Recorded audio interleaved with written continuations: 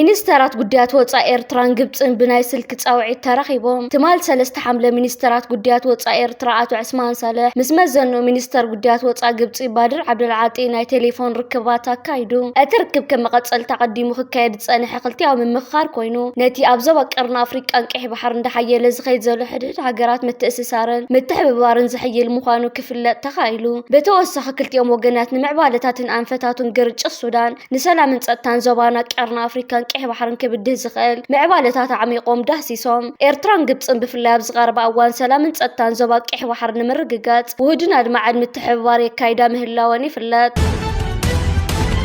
እዚ ከምዚሉን ከሎ ማሕበረሰብ ኤርትራውያን ኣብ ቶሮንቶን ከባቢ እንትማል ዓርቢ 3 ሐምለ 2026 መበል 50 ዓመት ምምስራት ቤት ትምህርቲ ሰውራ የውዕሉ ኣለው። እቲ ዝኽሪ ኤርትራ ብቐጥታ ብመንገዲ ዙም ብጋሻ ዓለም ሰገድ ተስፋይ ዝወሃብ ፍሉይ ሰሚናርን ብጉጅለ ባህሊ ቀይሕ ዕምባባ ዝቐረቡ መሳጥን ሰውራውያን ደርፍታትን ዘጠቓለለ እዩ። ሓድሽ ሚኒስተር ዞባዊ ምምሕዳር ወይ ድማ ነበር ኣመሓዳሪ ዞባ ዓንሰባ ክቡር ዓብደላ ሙሳ ምስ ህዝቢ ኣስማጥን ሰራዊት እዝ ምዕራብን ኣብ ዝገበሮ ዕላል ቀደም ኣብ ግዜ ቃልሲ ህዝቢ ብሰንኪ ኩናትን ደርቅን ኣብ ሕማቅ ኩነታት ክወድቕን ከሎ ነብሲ ወከፍ ኣባል ስድራ ምስ ነብሲ ወከፍ መስርዕ ናይታ ኣብ ዝኸባቢ ዓስኪራ ዝነበረ ክፍለ ሰራዊት 96 ብምምዳብን መቕኑንን ብምውሳድን ነቲ ሕሱም ግዜ ህዝቢ ክሓልፎ ኪኢሉ ኣብዚ እዋን ድማ ህዝቢ ናይ ምሳሕ እንግዶት ብምግባር ሰራዊት ይኣልሎ። ኣብ ተጋጣሚ ብህዝቢ ተኸባቢ ንኣዛዚ ክፍለ ሰራዊት 96 ዝነበረ ስወ ፍስሐ የወልደ ገብርኤል ንምዝካር ስእሉ ምስታብቲ እዋን ዝበሎ ዘየሃስስ ቃል ሚኒስተር ዞባዊ ምምሕዳር ዓብደላ ሙሳ ተበርኪቱ። بتوسخ ون ببيت صحفة إمباسي إيرترا وحبرات هجرات قام ملوخ منجست إيرترا بجنيفان استودبه نقابلات توكلت بايتو سواء مسلات نادرار انقدوتا كايدون يرون عم بلس سانكلتن مدو أخيوا بايتو سواء مسلات الساتف زرلو بأمباسادر صوفيا تصفى مريم زمر راح لوخ منجست إيرترا نسالس أقابلات توكلت إتبايتو بمعدام عبتارك بيت صحفة إمباس هجر إيرترا جنيفان نادرار انقدوتا كايدون لوغ إيرترا بايتو سواء مسلات أبكلتشن إسران الشمو زي حقاون واغازي بلون بفولي مرمارز فلات قجل خبقعن نتخنتو تلقو زوعل زلو جنزبا ومولا أو لمعاتن هنسات هاقرن كوعلي تسوعلو قودات المدتات نموقاد زعلو مسامينارات عملا إيرترا يكايدو اللو أتبه هاقراو محبران استي إيرترا مس مشاركة أكالات بمتحوار استدالونا ينقحات قوس-قواسات عم بغن شوالد قديم كاز قبار مرعان كالوتن قودات المدتات زاتكور أيو أزي أو حورات سبستمركوس السامينارات نزوم المدتات زيو موقاد زلو تعناوي محبراون إيكونومي ونربحاتها زاقول لحوينو ندك آنستيا مبقعان معارنة صوتا مسفحان عبيتا رايت صوتا اللو إيرترا مسالات اندحنة نوالد آنستيونا من رققات قطال معبالة مزقبالا سرعات منجست إثيوبيا وتجراي كل عزخل كوينات قرباب تهجرات سحوسوا لزبوا حدا جانا مخان تخلو خمسة لوام تنتان بوليتيكا قرن أفريقيا محمد كير عمر قاليتهم محمد كير عمر مس جازيت إنيا مع كنزينا فرس بوس أفريقيا جوسوا فارنس أبز جبر وق على محتاج إثيوبيا بمنجد مرح أبي حمد أبز حلف حموش تعمتات أو وش تخوينات أميدا مسنحا خي أكل مس هجرات قرن أفريقيا تهتوزلا وترخويناتنا بكبير حدا جا بنهر يوصل خمسة لو قاليتهم لو حجونا بتجراي ترجنزب كي هلو تغير له ما هي كيلو سواء حجزات يأتون زلو ندار تعاطي باجت تخل كيلو سرحتني منجست واقع قلقالتهم ما يرخون كل عصو يزبالتهم تنتاني تجراي كابز ورد حدا قخت حوي كالتنا وعزلا زم ملكتات زيوم حجون تجراي نمهرام يدالو مهلاهم زم ملكتيهم كبلو قاليتهم أبي أحمد أبو قداي السودان إيدو بمتتتاون سراويت حمدان دقالو RSF وتادرات وارباجتن وتادرا معلم سلطناتات بمها بمحجازن حوتها قرنا سوارة بمسنحو أب تجراي زلو خوينا السودان كتحوسوا يالهم بمخنيات كيح بحرب إيرترا زنጻጻረ ወታደራዊ ምንቅስቃስ ብምግባር አብይ አሕመድ ዛዕተወ ወጥር ድማ ኤርትራ ኸባይን ዝሓንገዱ ሕወሓት ትድግፋላ ዝብል ጽልኢ ተሓዊስዎ ብዝፍጠር ስጋት ኤርትራውን ኣካል ተወራር ክትከውን ከም ትኽእል ገሊጾም በተወሳኺ ኢትዮጵያ ጉዳይ ሶማል ኢዳ ብምትእትታው ምስ ሶማሊላንድ ዝነበራ ጉዳይ ኣፍደገ ባሕሪ ወጥሪ ብምልዓሉ ብወገን ሶማሉን ሓያል ቂምታ ተፈጢሩ ከም ዘሎ ብምግላጽ ሶማሊላንድ ምስ እስራኤል ብዝፈጠረቶ ወታደራውን ፖለቲካውን ዝምድና ሶማሊላንድ ንእስራኤል ወታደራዊ ማዓስከር ሂባታ ከም ዘላን ጅቡቲ ድማ ናይ ብዙሓት ሃገራት ወታደራዊ نقطة مخانة تحويسوا أتخوينات قلع حاولنا هلو متراف انتزي تخايلو موجود صارنا بزي كالو لبارع حوا أفريقيا كخون كم زخ اليوم محمد كير عمر قليت أمزلو ስርዓት ብልጽግናው ጋምቤላ ዘመናዊ መዕርፎ ነፈርቲ ሃኒፀት ዝተሃንፀ መዕርፎ ነፈርቲ ብባጀት ኢትዮጵያ ከምኡውን ብኢትዮጵያውያን ኢንጂነራት መጀመርያ ግዜ ኣብታ ሃገር ዝተሰርሐ እዩ ብምባል ፕሮፓጋንዳ ክነዝሕ ተራእዩ ተሰሚዑ ነይሩ። ትማለኡ ዝዓለበት ነፋሪት ሙሉእ ብሙሉእ ወዲቓን ተሓምሽሻን ትርከብ ኣላ። እዚ ምሕምሻሽ ናይዛ ነፋሪት ዘጋጠመ ኣብ ትራን ወይ እዛ ነፋሪት ምስ ዓለበት እቲ ንዓኣ ዝተሰርሐ መዕርፎ ዝኸውን ቦታ ስለ ዝሃመመ እዩ ሓደጋታት ወሪድዋ ዝርከብ ዘሎ። ዕሸል መራሒ ኢትዮጵያ ኣብይ ኣሕመድን ስርዓት ብልጽግናን ፕሮፓጋንዳ ንምስራሕ ዘይበቁዕ ትሕተ ቅርፂ ኣብታ ሃገር ብተደጋጋሚ ክሃንፁ ይረኣዮም። እዚ መዕርፎ ነፈርቲ ጥራሕ ዘይኮነስ ኣብ ዝተፈላለዩ ከባብታት ናይ ሃገር ዝህነፁ ቢንቶታት እውን ከዓኑን ክፈርሱን ብተደጋጋሚ ይረኣዮም። እዚ ትማል ኣብ ጋምቤላ ኣጋጢሙ ዝርከብ ዘሎ ከምዚ ዓይነት ምሕምሻሽ ናይዛ ነፋሪት ቀንዲ ተሓታቲ ስርዓት ብልጽግና ከም ዝኾነ እዩ መራኸብታት ናይ ኢትዮጵያን ኣንጻር ስርዓት ዝዓጠቑ መራኸቢታት ናይቲ ሃገር ክስን ወቐሳን እናቕረቡ ዝርከቡ። ዕሸል መራሒ ኢትዮጵያ ኣብይ ኣሕመድ ስእልታት ክሰኣል ብምባል ከምዚ ዓይነት ዘይረብሕን ብቑዕ ዘይኮነ ትሕተ ቅርፂ ብምህናፅ ነቲ ናይ ሃገር ሃብትን ብፍላይ ከዓ ነፈርትን ካልኦት ዓበይቲ ትሕተ ቅርፂ ናይ ሃገር ኣብ ሓደጋታት የእትይዎ ይርከብ ከም ዘሎ ኣብ ልዕሊ ዝዕሸል መራሒ ብተደጋጋሚ ወቀሳታት ክቐርብ ፀኒሕ እዩ። ናይ ጋምቤላ ኩነታት ነዚ ይመስል። ስርዓት ብልጽግና ይላገፅ እቲ ሃገርን ሃብታን ከዓ ንዕንወት ገፁ እናቕንዐ ይርከብ።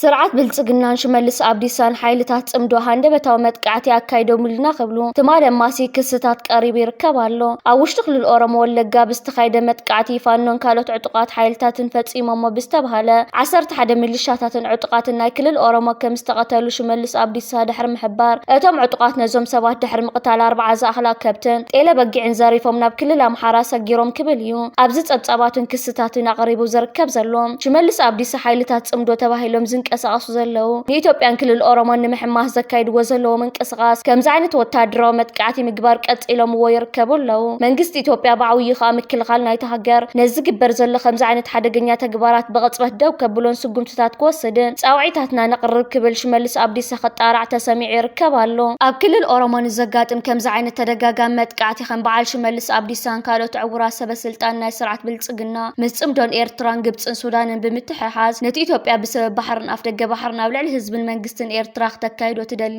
ኩናትን ወራራትን ምክንያታዊ ንምግባር ከምዚ ዓይነት ዘይረብሕ ክስታት ክቐርብ ፀኒሑን ኣሎን። እዚ ኣብ ወለጋ ተፈፂሙ ዝበሃል ዘሎ ከምዚ ዓይነት መጥቃዕቲ ብዝኾነ ይኹን ኣካል ስካብ ሕጂ ኣይተረጋገፀን። ግንባር ሓርነት ኦሮሞን ፋኖን ነቲ ፈፂሞሞ ዝተባሃለ ዝተዋሃደ መጥቃዕቲ ዝምልከት ነፂጎሞ ይርከቡ ኣለው። ብኣንጻር ስርዓት ብልጽግናን ሰራዊት ልክዕ ከምናቶም ዩኒፎርም ወይ ከዓ ወታደራዊ መለለይታት ብምኽዳን መጥቃዕቲ ብምፍፃም ፋኖን ግንባር ሓርነት ኦሮሞን እዚ ፈፂሞሞ ብምባል ኣብ መንጎ ህዝብታት ኣምሓራን ኦሮሞን ምፍልላይን ኩናትን ንምፍጣር ይንቀሳቐሳሉ ክብሉ ንስርዓት ብልጽግናን ሽመልስ ኣብዲሳን ወቀሳታት ኣቕሪቦም ይርከቡ ኣለው። ኣብዚ ሕጂ እዋን ኣብ ኢትዮጵያ ዓውላሉ ኮይኑ ዝርከብ ዘሎ ኣርእስቲ ጉዳይ ጽምዶ እዩ። ኣብ ኢትዮጵያ ዝኾነ ይኹን ነገር እንተደኣ ኣጋጢሙ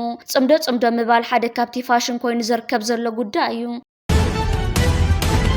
ኣብዚ ቀረባ እዋን ኣብ ዞባታት ኮርዶፋን ተኾርኒዕ ተሪፉ ዘሎ ዕጡቕ ሓይሊ ዳዕመል ሰሪዕ ንዋና ከተማ ሰሜን ኮርዶፋን ዝኾነት ዓልዕበይድ ንምጥቃዕ ኣብ ገዚፍ ምድለዋት ተጸሚዱ ቀኒ ዘሎ ጻውዒትን ኣቤታትን ማሕበረሰብ ዓለም ዕሽሽ ብምባል ምስ እስራኤል ኢድን ጓንትን ብምዃን ንግርጭ ሱዳን ሓውት መልሰሉ ዘሎ ሓቡራት ኢማራት ዓረብ ድማ ግዙፍ ወታደራዊ ዕጥቅን ሎጂስቲክን ብመንገዲ ርእሲ ከተማ ጫድ ንዳጃሜና ናብ ሰሜናት ዳርፉርን ኮርዶፋንን ክትጓርት ቀኒ ኣላ። ነዚ ጉዳይ በቀረባ ዝከታተሉ ወገናት ብናይ ሳትላይ ስእላት ሰኒዮም ከም ዝገለጽዎ ካብ 6 እስካብ 30 ሰነ ጥራይ ካብ መደበር ሓይሊ ኣየር ኣሪፍ ከምኡውን መዕርፎ ነፈርቲ ዓላ ዓይን ናይ ሕቡራት ኢማራት ዓረብ ዝተበገሳ ናይ ፔኮቶክስ ጽዕነት ነፈርቲ ናይ ፔኮቶክስ ኤርቦይንግ ናብ ጫዳብ ዝርከብ መዕርፎ ነፈርቲ ንዳጃሜና 13 ግዜ በረራ ኣካይደን ብጠቕላላ ኣስታት 1500 ሜትሪክ ቶን ኣጽዋረን ስንቅና መላለሰን ክኾና ከም ዝኽእላ ድማ ይግመት። ብወገን ሰራዊት መንግስቲ ሱዳን ሒዝዎ ዝጸንሐ መልሰ መጥቃዕትታት ንምቕጻል ከምኡውን ንምክልኻል ካብ ዞባ ምብራቕ ሱዳን ተደረበ ሓይሊ ሓቲቱሎ ጀነራል ዓብደልፋታሕ አልቡርሃን ብሶኒ ምስ ወከልቲ ቀቢላታት ሃረንድዋ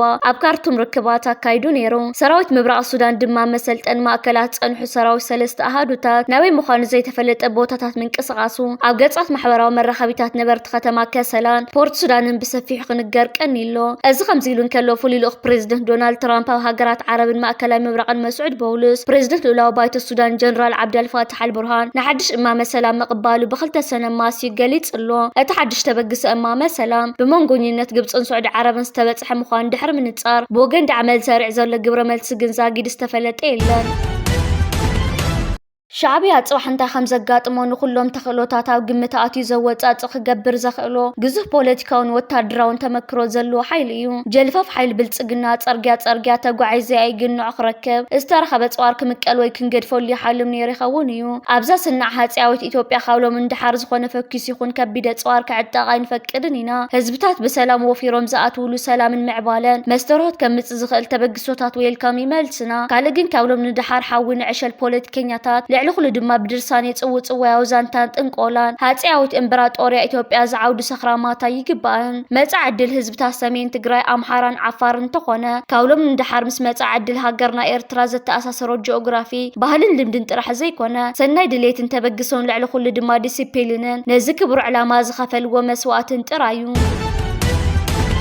أمونغ أمريكان إيران ناب كباب وشمت هرمز تعاطو نبرت حدش وطر العائلهم أمونغ أمريكان إيران زكايد زلو دبلوماساون قالات كينات أزي تغاريدو خمزلو تغليصلو نتخونه تزغادد دما مكتل بريزيدنت أمريكا جيدي فانس دحر زوصو ملكتا خوينو فانس مغلصي مصابو هرمز بزي قدمه خونت كفتو تزي كوين خنوركم ينا خبل أفرارحهم نز مغلصي بقصبت ملاش زهاو منستر غديات وص إيران عباس أراغشي اتي 11 تريليون زغمت نبرت إيران مول بمول اسكاب أت استراتيجيكو مسمر بحر عصو مخانا فليطوم كم زلو يقلص از حدش ግጭት ነቲ ሓደ ካብቶም ቀንዲን አህጉራዊ ሰደድ ነዳዲ ዝዓገት ወሽመጥ ሆርሙዝ ዘስዓው ሓደጋ ዳግመ ያበራቢሩ ይርከብ ኣሎ إذا خمزيلون كان هليكوبتر حيل بحر أمريكا بحر عرب محمشاش حدا وتادر كم زطفة تجليتو حيل بحر أمريكا تهليكوبتر تكنيكا وتسجم قاطي مجوا بحر عرب هتصمع لابان حدا أبالا قال قلوت مدحان سرحت مدلاين مدحانني كايد كم زلو كما أكلايز أمريكا زوات مجلس حبيرو أبت هليكوبتر كابز نور 4 سرحت نيتات تهليكوبتر أتوم سلسته بسلام دحينهم يخن بر حدا أبالا قال قلوت نمركاو سفيحنا مدلاين مدحانن سرحتي كايدالو وتادرا وسبسلطان أمريكا تفصامه تكنيكاو هتص كنتات مخانون مزخون يخون وتادرا ورارن متقعت إيران زخون ركب كم زيبلون قاليصوم بتوسخ طنقت حدقا بزملكه زرزر مرمرا يجمرو خمزلو حبيرو أمريكا مبل كل 250 عامت ناتنتا تبع لالا أو 4 حملة شحن شوعة 276 إتن 13 جزاتات بريطانيا بسمين أمريكا زنبرا بسنكوت عقبرن كالن ناتنتن أوجن نزح جزء لحبرات منقستات أمريكا نمقام كأهدي لن توجسن بريطانيا دما شحن شوعة 283 بوقع ناتنت هاجر تقبيلاتو أبزق زي زرس حيالن قبلن عالمنا حبرات منقستات أمريكا بحمس خفلها جراس زغمت كوينا لو مدما مبل كل 250 عامت على تولدتا ويدما ناتنتا تبع لالا أمريكا عالماو ديمقراسي تكنولوجي سنفلت سنة أفر تعنان مدحانيتن تمرتن فلتأتن نقدي حرشا وتدرنان انترنيتن كالان كوتاسا كلهم عودتات هيوتس قبل الزبالتن مرحيت هاجرات عالمية ኤርትራ በገደስቲ ስትራቴጂካዊ ቦታታት ማዕበል ጸረ ድሮን ቴክኖሎጂ ተኺላ ምክልኻል ሃገራብ ዝለዓለ ጠርዙ በጽሕ ከም ዘሎ ድማ ተገሊጽሎ ኤርትራን ላዕላውነት ኣየር ንምሕላውን ካብ ዘባዊ ስጋታት ንምክልኻልን ኣብ ዝተፈላለዩ ስትራቴጂካዊ ቦታታት ሃገር ኣዝዩ ማዕበል ስርዓት ጸረ ድሮን ከም ዝተኸለት ንኣጽዋራት ዝቆጻጸር ዓለማዊ ትካል ኣፍሊጡ ብመሰረት እቲ ጸብጻብን ኣብ ማሕበራዊ ሚድያ ዝተዘርግሐ ትንተናን እዚ ቴክኖሎጂ ብፍላይ ኣብ ኤርፖርት ኣስመራ ወደብ ዓሰብን ከባብታት ባድመን ተተኺሉ ይርከብ እዚ ስርዓት ምክልኻል ዝኾነ ይኹን ዘይተፈቐደ ናይ ድሮን ምንቅስቃስ ካብ ርሑቕ ክርኢን ምልክታቶም ብምዝባዕ ከዓግትን ብቕዓት ዘለዎ እዩ ኣብቲ ብዛዕባ እዚ ጉዳይ ዝተዋህበ ጋዜጣዊ ትንተና ከም ዝተገለጸ ኤርትራ ኣብዚ ሕጂ እዋን ሰራዊታ ብኩሉ መዳያት ማለት ብባሕሪ ብምድርን ብኣየርን ኣዝዩ ኣብ ዘመነ ደረጃ ኣብፂሓቶ ትርከብ እቲ ጸብጻብ ከም ዘርድኦ እዚ ተኺላቶ ዘላ ጸረ ድሮን ቴክኖሎጂ ዝኾነ ይኹን ካብ ጎረባብቲ ሃገራት ብወገን ሱዳን ይኹን ኢትዮጵያ ዝመጽእ ናይ ድሮን ስጋት ናብ ክልል ኣየር ኤርትራ ከይኣተወ ክመክን ዝኽእል እዩ እቲ ቪድዮ ብተወሳኺ ኤርትራ ካብ ዝሓለፈ 10 ዓመታት ጀሚራ ዝተፈላለዩ ዘባዊ ውጥናት ንምፍሻል ዘርኣይቶ ጽንዓት ይዝክር ብፍላይ ኤርትራ ንምውላዕን ንምግላልን ተባሂሉ ብየመን ሱዳን ኢትዮጵያን ጅቡትን ተመስሪቱ ዝነበረ ፎረም ሰንዓ ከም ዝፈሸለ ይጉልሕ ሎሚቶም ነዚ ውዲስ ኣሎም መራሕቲ ካብ ስልጣን ክእለዩን ሃገራቶም ኣብ ናይ ሕንፍሽፍሽ ኩነታት ከኣትዋን ከለዋ ኤርትራ ግን ብሰላምን ብርጉእ ፖለቲካዊ ኩነታትን ትቕጽል ከም ዘላ ተገሊጹ ኤርትራ ሓወፃ ሓገዝ ነጻ ብምዃን ብጽፍር ናብ ዝብል መትከል ተመርኪሳ ንባዕላ ዝኻለት ሃገር ምዃና እቲ ትንተና የርድእ ኣብ ኢትዮጵያ ብሰንኪ ዘይርጉእ ፖለቲካዊ ኩነታትን ውሽጣዊ ውግኣትን ፋኖ ኦነግ ሸኔ ወዘተ ህዝቢ ኣብ ስጋት ኣብ ዘለወሉ እዋን ኤርትራ ከም ደሴት ሰላም ኮይና ኣብ ቀርኒ ኣፍሪቃ ስትራቴጂካዊ ተራኣ ተረጋግጽ ኣላ እዚ ተተኺሉ ዘሎ ማዕቡል ናይ ምክልኻል ኣጽዋር ኤርትራን ዝመጽእ ዝኾነ ይኹን ስጋት ድሮናት ብዘተኣማምን ደረጃ ክትምክቶ ከም ትኽእል ዘረጋግጽ ምዃኑ እቲ ዓለማዊ ትካል ጸብጻቡ ዛዚሙ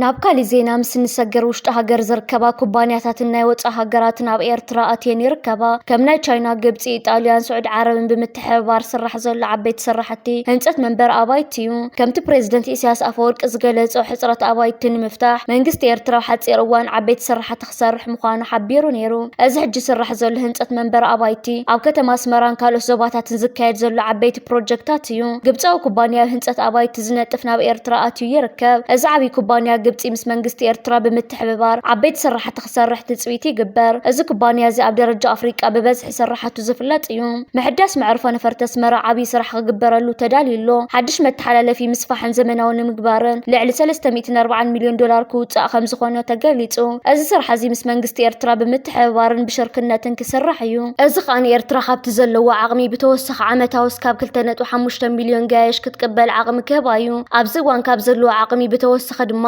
ኣስታት 500,000 ዝግመት ሓድሽ ናይ ቢዝነስ ዕድላት ድማ ክፈጥር እዩ ዕድላት ንግድን ዕብየት ቱሪዝምን ከም እውን ምስፋሕ ትራፊክ ኣየር ካርጎ ኣብ ኤርትራ ዓብይ ዕብየት ከም ዘምጽእ ይግመት እዚ ከምዚ ኢሉ እንከሎ ኣብ ኤርትራ ዝርከብ ፕሮጀክት ዕደና ፖታሽ ኮለሊ ኩሉ ምድላዋት ወዲኡ ናብ ስራሕ ኣትዩ ይርከብ እዚ ትካል እዚ ኣብ ዓለም ለኻዊ ደረጃ ቀዳማይ ዝስራዕ ኮይኑ ንልዕሊ 200 ዓመታት ክጸንሕ ከም ዝኽእል ይግመት እዚ ፕሮጀክት እዚ ሓደ ካብቶም ዝዓበዩ ተስፋታት መንግስቲ ኤርትራ ኮይኑ ይርከብ እዚ ዕደና ፖታሽ እዚ ንኤርትራ ከም ስዑድ ዓረብ ብነዳዲ ዝበጽሓቶ ደረጃ ኤርትራ ድማ ብፖታሽ ክትበጽሖ ምዃና ተንተንቲ ይገልጹ ኣለዉ